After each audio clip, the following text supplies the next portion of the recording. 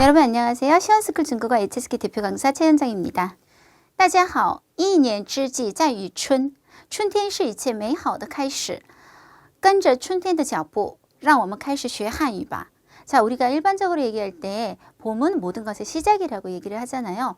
지금까지 지나온 시간 동안 공부를 좀 열심히 못한 거는 이제 포기를 하시고 다시 새로운 마음으로 우리 봄이 시작되듯이 중국어를 다시 한번 마음을 다잡고 시작하는 계기가 되었으면 좋겠습니다. 자, 오늘은 우리 특강 시리즈예요. 처음에 우리 쓰기 특강 집중을 한번 해봤었고요. 지난 시간에는 독해 1부분 특강도 한번 해봤습니다. 오늘은 독해 3부분 적중 특강을 한번 해볼 거예요. 자, 독해 3부분이라고 하면 일단 어떤 유형인지 여러분이 물론 아시겠지만 잠깐 보도록 하면 이렇게 빈칸이 5개가 있고 그리고 A, B, C, D, E를 이 글의 흐름에 맞게 넣어주는 그런 문형이죠. 일단은요, 제가 평상시에 강의를 할 때 듣기 지문 같은 거 있죠. 긴 거. 그리고 독해 3부분, 4부분이 이제 지문이 길어지는 부분이잖아요. 이런 부분은 해석을 거의 잘 안 해요. 네, 보통 여러분은 이걸 선생님이 해석을 다 해줘야 된다고 생각을 하는데요. 제가 듣기나 독해에서 지문이 길어졌을 때 해석을 안 하는 이유는 크게 2가지가 있습니다. 첫 번째는요, 어차피 6급 시험에서 우리가 모든 단어를 안다는 거는 정말 불가능한 일이에요. 그리고 지금 이 글 정도만 해도요, 제가 볼 때 여러분이 모르는 단어의 한 반 정도는 HSK 단어가 아니에요. 우리가 별로 알 필요가 없는 단어들이 대부분이고 설령 HSK 단어라고 할지라도 그중에 6급 단어들은 그닥 자주 나오지 않는 단어들로 이루어져 있는 경우가 많습니다. 듣기, 독해 지금 공통적으로 얘기하는 거예요. 그래서 그걸 해석을 한번 하기 위해서 온갖 필요 없고 그리고 앞으로 거의 보게 될 일이 잘 없을 만한 단어들을 다 또 언급을 해야 되는 불필요한 행동 을 해야 되는 것이 첫 번째 이유고요. 두 번째는 이런 면이 있어요. 사실은 듣기도 마찬가지고 독해도 마찬가지인데요. 한국어로 해석을 쫙 한번 했어요. 그럼 이제 이거는 더 이상 중국어가 아닌 거예요. 여러분은 한국어로 얘를 너무 뜻을 잘 알아버렸어요. 그런 다음에 듣기를 듣고 그리고 혹은 독해를 다 해석을 깔끔하게 한 다음에 내용을 알아요. 안 다음에 문제를 못 풀 사람은 거의 없거든요. 네, 그래서 이게 사실은 듣기를 예를 들자면 듣기를 다 해석을 하나하나 꼼꼼하게 한 다음에 자 이제 다시 들어볼게요 해서 푸는 거 그게 이제 더 이상 중국어 듣기라고 하기에는 조금 무리가 있다는 거죠. 그래서 공부의 효율적인 면에서는 굉장히 떨어진다고 보는 거죠. 듣기를 해석을 다 하지 않고 그리고 독해도 해석을 다 하는 게 아니라 필요한 단어 그리고 여기에 좀 중요한 구라든지 따페이라든지 어법적인 요소가 있으면 그것만 우리가 뽑아서 공부를 하면 됩니다. 그리고 나머지는 항상 우리가 맞닥뜨리게 될 그 많은 어려운 단어들. 네, 만약에 예를 들어 우주공학이다. 그러면 정말 저도 모르는 단어들이 막 나오거든요. 그런 단어들을 해석하지 않고도 크게 호흡한다는 말을 제 학생들은 아마 알아들을 건데요. 이게 구조로 크게 호흡을 하면서 충분히 들어서 보기를 이용해서 답을 찾거나 그리고 독해도 나름의 속독 방법이 있다는 거를 여러분한테 말씀을 먼저 드리고 싶고요. 그리고 독해 3부분에 대해서 이제 본격적으로 얘기를 좀 하자면 독해 3부분은 독해 1부분, 2부분, 3부분, 4부분이 있잖아요. 지금 독해 1부분은 뭐예요, 여러분? 틀린 문장 찾기. 그래서 A, B, C, D가 이렇게 있고 네. 문장이 꽤 그래도 뒤로 갈수록 길이감이 생기잖아요. 네, 2줄까지도 내려가지요. 그중에 틀린 문장 찾기 10문제. 그리고 이 부분은 어휘. 기억나시죠? 따페이 같은 걸로 푸는 거. 그건 제가 특강을 안 하는 이유가 따페이는 제가 수업을 하면서도 2달을 계속 쏟아붓는 게 따페이예요. 어떤 특강이란 형식으로 한 30분 요 따페이 외울게요. 다다다다. 이거는 별로 의미가 없을 것 같아서요. 네, 그거는 제가 좀 뺐습니다. 그리고 독해 3부분이 이제 요거고요. 독해 4부분이 우리가 토익에 있는 리딩 파트 있잖아요. 긴 장문을 읽고 4개의 질문에 대답하는 파트인데요. 이게 독해가 총 50문제예요. 그리고 하나에 무조건 2점씩이고 100점이 나오는 거거든요. 시간당 우리가 가성비를 따지잖아요. 가성비로 보자면 독해 3부분만 한 게 없어요. 왜냐면 얘는 이렇게 글 한 편만 해결을 하면 5문제가 걸려 있어요. 5문제면 무조건 이게 2점짜리거든요. 그러면 10점이 나온다는 얘기죠. 한 편당. 근데 이게 몇 편이 나오냐면 2편이 나와요. 그러면 20점을 따고 들어갈 것이냐 아니면 이게 특징이 뭐냐면 한번 꼬이기 시작하잖아요. 그러면 점수가 우르르 캉캉 무너져요. 최소 2개는 틀린다는 얘기예요. 점수가 확 깎일 것이냐. 그래서 여기는 무조건 우리가 좀 만점을 목표로 공부를 해야 되는 파트라고 저는 개인적으로 생각하고요. 이 틀린 문장 찾는 거랑 비교를 한번 해보세요. 이거 힘들게 하나 푸는 게 2점. 요거 쫙 다 풀면 10점. 가성비가 굉장히 좋잖아요. 그래서 독해를 푸실 때 독해 3부분을 제일 처음에 푸는 것도 좋은 방법이에요. 가성비로 따지자면. 그래서 독해를 풀 때 가성비 순으로 따졌을 때 좀 좋은 순서는요. 3부분, 4부분, 2부분, 1부분 혹은 3부분, 2부분, 4부분, 1부분 순으로 푸는 것이 좋습니다. 일단 3부분을 먼저 푸는 거는 공통이죠. 그리고 1부분. 틀린 문장 찾기는 가성비가 굉장히 떨어지기 때문에 혼란을 좀 많이 한 학생들이 아니면 시간이 걸리는 편이에요. 그래서 끝에 내가 시간이 좀 부족하더라도 가성비가 떨어지는 파트를 뒤에 못 풀게 되는 것이 차라리 낫다는 거고, 요거는 왜 이렇게 2가지로 제가 제시를 하냐면 이 부분 같은 경우는 어휘 파트잖아요. 그래서 따페이를 많이 외우신 분들은 그냥 답이 5초만 해도 나와요. 그냥 한 방에 나와버릴 수도 있어요. 그래서 내가 좀 따페이 공부가 잘 되어 있다 라고 하시는 경우는 이렇게 하시는 게 낫고요. 아니면 4부분부터 하시는 게 나은데, 또 이런 경우도 있어요. 나는 3부분처럼 긴 거 그리고 또 4부분처럼 긴 거를 연이어서 하니까 막 미쳐버릴 것 같아. 계속 같은 문형을 보는 걸 굉장히 괴로워하시는 경우도 밑에 게 조금 나올 수가 있고요. 그래서 항상 자기가 3, 4, 2일로 할 것인지 3, 2, 4일로 할 것인지 시험을 치기 전에 조금 마음을 정리를 딱 하고 들어가시는 게 좋겠습니다. 자, 그래서요. 오늘은 아까 제가 말씀을 드린 것처럼 저 이거 해석 다 하고 그런 짓 절대로 안 해요. 오프라인에서도 하지 않는 짓이거든요. 근데 이제 오늘은 온라인이기 때문에 여기서 중요한 단어나 이런 걸 뽑아내는 것보다는 이거 실제 기출문제거든요. 기출문제를 이용해서 독해 3부분을 어떻게 하면 조금이라도 더 빨리 그리고 요령 있게 큰 호흡으로 풀어낼 수 있는지 비법 전수를 하는 시간을 한번 가져보도록 하겠습니다. 자, 먼저 A, B, C, D를 보시는데요. 읽으라는 뜻이 아니에요. 읽으라는 뜻하고는 조금 달라요. 이게 어떤 경우에 A, B, C, D를 먼저 읽어두는 게 좋아요라고 말하는 경우도 꽤 있을 거예요. 그런데 이게 띄엄띄엄 있는 문장들이잖아요. 그래서 이렇게 읽으면 특히 단어가 좀 되게 어려운 게 예를 들어서 뭐 이런 거 어렵다든지 이런 단어들이 섞여 있으면 연결되지 않은 문장들, 그것도 순서가 엉망으로 들어가 있는 문장들은 해석이 더더군다나 잘 안 될 수가 있어요. 그래서 처음 스텝 1은 읽으라는 것이 아니라 관련사를 찾아냅니다. 관련사가 뭐였냐면 우리 문장을 연결시켜주는 아이들 있죠. 그래서 뭐 수이란 단, 시 이런 것들을 찾아서 짝을 이용해서 문제를 푸는 것이 항상 스텝 1이 되겠는데요. 지금 보면 arch라는 말이 있고요. 물론 여기 high라는 부사도 썼어요. 주어가 중간에 들어있고요. 그래서 게다가라는 말이 보이는 거, 그리고 울른, 그리고 high, 그리고 그제서야 하는 차이, 이런 것들이 보이는 상황입니다. 네, 여러분 B 같은 경우에 우리가 arch가 들어온다 그러면 제일 먼저 생각나는 게 앞에 뭐가 있을 가능성이 많냐면 점층. 그래서 뿌짐, 부단 요런 애들이 혹시 있는지 그거 보는 거는 몇 초밖에 안 걸리거든요. 한번 확인을 해보면 좋을 것 같고, 우리 우른, 시, A, 하이, 시, B라고 하면 A든 B든 관계없이 보통 주어 뒤에 또나 예를 짝으로 쓴다는 거.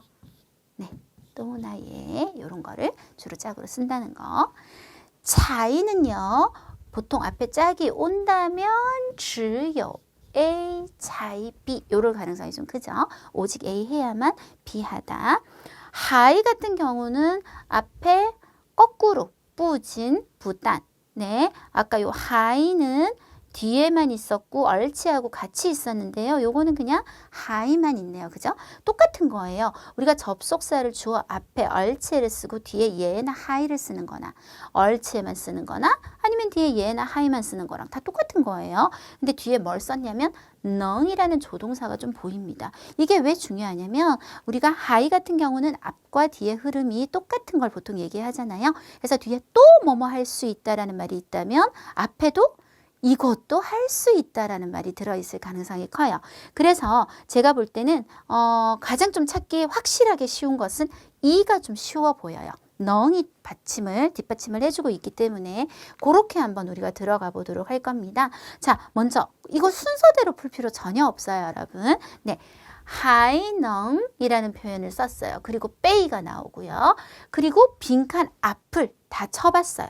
툭툭툭툭 쳐봤더니 네, 부단이 한 번 빈칸 앞에 있었고요. 그리고 또 80번 빈칸 앞에는 뿌진이 있었는데 뒤에 뭐가 있어요? 네, 넝이라는 말이 보이죠. 그래서 여기에 답이 2가 들어가게 될 겁니다. 뿌진넝 이거를 할 수 있을 뿐만 아니라 하이넝 이것도 할 수 있다. 답이 나오게 되면 얼른 제껴주시고 그 다음으로 갑니다. 그러면 이번에는 아까 어차피 우리가 붓단을 찾았잖아요. 그쵸? 그러면 붓단이 있는 상태니까 얼치하고 맞는지 한번 보시면 좋죠. 요것도 같이 짝을 이루고 있어요. 붓단, 슈예, 나뭇잎이 뭐뭐할 뿐만 아니라 슈즈, 나무 가지도 뭔가를 당하고요. 게다가 어떤 나무들은 또 뭐를 당하고요. 너무 흐름 좋죠. 그래서 우리가 두 개를 제껴낼 수 있겠습니다. 77번에 B 그리고 80번에 E 해서 두 개를 날려버렸어요. 이제 몇 개 남았죠? 3개가 남았죠. 네, 울룬의 짝을 이용하는 거 다시 한번 해볼까요? 아까 제가 말씀드린 것처럼 울룬은 또 아니면 얘를 보통 가지고 오게 돼요. 그래서 올라가 봤더니 또가 나와 있는 빈칸이 딱 하나가 있었어요. 76번 앞에는 쉼표, 뒤에도 쉼표가 보입니다. 제가 이렇게 동그라미를 보통 치게 하는데요. 이거는 사실상 이제 연습이 되면 안 해도 돼요. 근데 직관적으로 얘기를 할 때 앞에도 쉼표고 뒤도 쉼표라는 건 앞에 문장의 영향도 받고 뒤에 문장의 영향도 받는다는 얘기가 되겠죠. 한 요 정도부터 읽어보도록 할까요? 在这里生活的野生大象 으로 시작합니다. 여기서 생활하고 있는 야생 코끼리들은 无论是什么什么还是什么什么 해석이 안 되면 그렇게 하셔도 돼요. A든 B든 관계없이 모두 다 到什么什么地步 어떤 지경에 이르렀다? 十分惊人的 사람들을 굉장히 놀래키는 그런 정도에 이르렀다. 네, 충분히 말의 흐름이 좋죠. 그래서 C도 우리가 해결을 했습니다. 이제 몇 개 남았죠? 2개 남았죠. 여러분 우리가 5개의 빈칸 중에 5개를 다 넣는 게 아니라 몇 개만 4개만 넣고 끝낼 거예요. 왜? 어차피 나머지 하나는 거기에 들어갈 거니까요. 그렇죠? 그러면 그 2개를 이제 풀어보는데요. 78번을 보시면 쉼표 해서 앞과 뒤의 흐름을 다 좀 보면서 답을 찾아야 되는 문제고 79번은요. 앞은 마침표예요. 그 말은 무슨 얘기냐면 앞에 흐름하고는 일단 조금 끊어봐도 된다는 얘기예요. D가 쉼표죠. 따라서 뒤의 흐름을 이렇게 타서 넘어가는 문제입니다. 여러분 여기서 아까 우리가 뭘 하나 네모해놨었냐면 차이라는 말을 네모를 해놨었어요. 차이는 문장과 문장을 연결을 할 때 우리가 지호와 굉장히 상반되죠. 그래서 앞에 문장이 있고 이거 해야만 그제서야 내가 생각한 것보다 굉장히 오래 걸리고 늦게 발생하고 순조롭지 못한 흐름을 나타낼 때는 주어 뒤에 자의를 써서 연결하게 되고요. 내가 생각한 것보다 훨씬 더 순조롭고 아주 빠르게 연결이 되고 그리고 이른 시간에 발생하는 것은 지오를 넣어서 보통 연결을 하게 되죠. 그런데 79번 자리는 앞이 끊어졌어요. 즉 여러분이 생각하는 것보다 중국어에서 마침표하고 우리나라 마침표하고 좀 달라요. 이 얘기도 잠깐 좀 할게요. 어차피 지금 특강이니까 여러 가지 얘기를 조금 해드리고 싶은데 우리나라는요. 서술격 어미 뭐뭐 했어요, 뭐뭐입니다 이렇게 되면 쉼표를 칠 수가 없어요. 무조건 마침표를 찍죠. 중국어는 그런 식으로 마침표를 쓰는 게 아니라 내가 하고 싶은 말의 한 주제가 끝날 때까지는 웬만하면 마침표를 치지 않고 쉼표로 일단 가요. 그래서 여러분이 쓰기를 한 걸 딱 보면요. 제가 딱 느끼길 때 한 50% 정도, 반 정도는 쉼표로 바꿔야 되는 마침표들이 되게 많아요. 그러니까 한국어로 치자면 이게 뭔가 했어요. 이렇게 끊어지는 느낌이 들어서 마침표를 중국어로 쳤지만 중국어에서는 아직 이 얘기가, 이 화제가 끝나지 않았으면 웬만하면 마침표를 치지 마세요. 그래서 마침표를 쳤다는 거는 완전히 한 호흡을 끝내고 다른 얘기가 시작되겠다는 뜻인데 아직 앞에 배경도 없이 그제서야가 나온다? 이거는 말이 안 되는 거예요. 예, 그래서 여기에 A가 들어가게 됨으로 인해서 저절로 남은 78번은 D가 들어가고 요렇게 우리가 순서가 잡히게 됩니다. 여러분 지금 이 문제는 물론 극단적으로 여러분한테 요 비법을 알려드리기 위해서 제가 손댄 건 아니에요. 기출문제 지금 그대로긴 해요. 기출문제에서 굉장히 대표적으로 거의 해석을 하지 않고도 우리가 문제를 풀어내는 케이스를 보여드리긴 했지만요. 보통 관련사 문제는 평균적으로 5개 중에 1개는 보통 있기 마련이고요. 재수 좋으면 2개까지는 충분히 들어오는 문제형이에요. 그걸로 일단 제껴내면 3, 4개가 남아요. 근데 3, 4개 중에 나중에 하나는 안 풀 거잖아요. 그러면 2, 3개가 남는 셈이 되는 겁니다. 네, 그래서 어떨 때 해석을 한다 하더라도요. 보통 지금 요걸 비유를 하자면 지금 요 정도 호흡, 네, 앞에 요거 그리고 뒤에 요거 정도에서 끝나는 거지 처음부터 끝까지 순서대로 다 읽으면서 이거 문제를 푼다고 생각을 하시면 안 된다는 거죠. 듣기도 마찬가지예요. 제가 듣기 특강을 안 할 거니까 오늘 듣기 얘기를 좀 곁들여서 같이 할 생각으로 왔는데요. 듣기도 여러분 우리가 영원이란 말은 너무 좀 절대적이긴 하지만 앞으로 한 10년 이상 중국어를 더 배운다 하더라도 6급 듣기에 나오는 모든 말을 알아듣지는 못해요. 아마 중국 사람도요. 어떤 방면의 지식이 좀 부족한 경우에는 특수 영역에 대한 듣기가 나오면 다 못 알아들을걸요. 우리가 9시 뉴스에 나오는 앵커가 하는 말 다 알아듣냐요? 아니에요. 우리도 그냥 그러려니 이렇게 듣고 있는 거지 모든 한국어를 다 알아듣는 게 아니에요. 근데 듣기를 하면서 가장 안 좋은 게 뭐냐면 듣기의 호흡이 끊어지는 거예요. 듣기가 좀 어렵다고 해서 나 모르겠어, 못 듣겠어. 이러다가 좀 아는 거를 들으려고 이제 내가 알 수 있고 충분히 들을 수 있는 내용이 나와도 한 번 내가 못 듣겠어 하면서 듣기의 흐름에서 빠져나오게 되면 무슨 일이 생기냐면 다시 그 안으로 들어가기 굉장히 힘들어요. 독해하고는 달라요. 독해는 여기서 끊어져도 다시 또 가서 읽으면 되잖아요. 듣기는 스쳐 지나가는 거잖아요. 그쵸? 그래서 듣기는 끝까지 참고 듣는 것이 굉장히 중요해요. 모르는 표현이 나와도 모르지만 괜찮아. 그렇게 계속 참아야 내가 알고 또 문제를 맞출 수 있는 내용이 나왔을 때 딱 잡을 수가 있는 거예요. 근데 조금 어렵다고 해서 당황을 한다거나 날려버린다거나 그리고 또 안 좋은 행동 2가지가 있는데요. 갑자기 듣기를 하다가 읽기 모드로 바뀌시는 분들이 있어요. 그 A, B, C, D 있잖아요. 이걸 읽고 계시는 분들이 있어요. 절대로 안 돼요. 이거를 읽고 있는 동안에 듣기를 아예 못 듣고 계시는 거예요. 듣기를 듣지 않고 맞춘다? 보기를 읽는다? 사실상 여러분 지금 생각해 보시면 말이 안 되는 거잖아요. 보기는 보라고 보기거든요. 4개를 그냥 동시에 이렇게 보고 있어야지 가로 호흡으로 읽기 시작하는 순간 듣기 흐름이 빠져나와 버려요. 그러면 아는 것도 내가 충분히 맞출 수 있는 것도 안 들리게 됩니다. 그래서 보기를 그냥 보기만 해야 되는데 읽는 행위 요거 굉장히 안 좋고요. 2번째는 뭘 계속 적으시는 분들이 있어요. 속기사처럼. 아마 한국어로 그 정도 속도로 나와도 우리가 적기는 굉장히 힘들걸요, 여러분. 그래서 그거는 말이 안 돼요.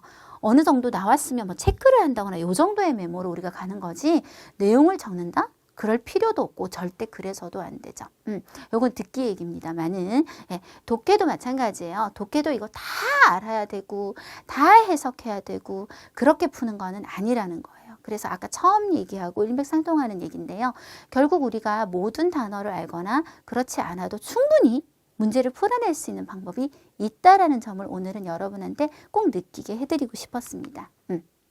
네, 오늘은요, 독해 3부분이 가장 위주긴 해요. 근데 듣기 얘기도 좀 하고, 듣기를 제가 특강을 따로 뺄 생각이 아니기 때문에, 그리고 독해 푸는 순서, 이런 것도 좀 전반적으로 얘기하고 해봤습니다.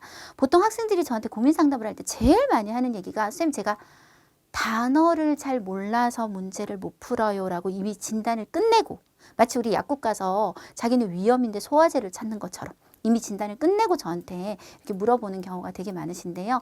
대부분의 경우는 물론 단어를 너무 심각하게 모른다. 5급도 모르고 4급도 모르고 그러면 단어 영향을 받겠지만 그 정도가 아니라면 단어의 영향이 아닐 거예요. 문제에 접근하는 각 부분마다 문제에 접근하는 방법이 워낙 다르거든요. 예, 접근하는 방법을 조금 모르신다거나 아니면 전반적으로 흐름을 타는 거를 굉장히 못하세요. 그러니까 단어로 쪼갠다는 거는 굉장히 호흡이 짧아진다는 얘기거든요. 근데 우리는 그것보다는 흐름을 타야 돼요. 전반적으로 쫙 크게 보는 흐름을 타는 게 좀 안 된다거나 혹은 가장 심리적인 문제이긴 한데 겁을 먹는 거죠. 되게 새까매. 이거 어떡하지? 이렇게 겁을 먹어서 아예 풀어보기도 전에 사실은 되게 쉽게 풀 수 있는데 겁을 먹는다든지 이런 문제들이 있겠습니다. 그래서 오늘은 물론 한 편이긴 하지만 기출문제를 통해서요.